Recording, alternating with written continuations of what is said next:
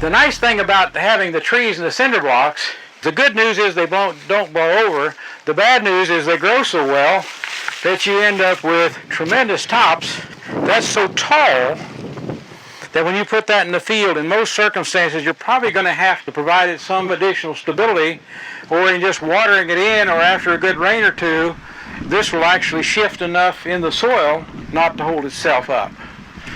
One of the things that I didn't anticipate about the cinder block is that when you irrigate these, either by hand or overhead sprinklers or drip, whatever, any extra moisture will move from this cinder block or from the mix out into that block.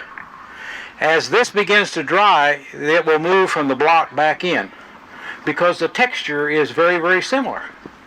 The water won't move from a fine material to a coarse. So if the cinder block were finer in texture, it would not release it back into this. So you get a buffer in moisture relationship, you've buffered the temperature, but how much spacing depends on the rate of the growth of the tree and the species of the tree, how shade tolerant or intolerant. A bald cypress will not tolerate any shade at all.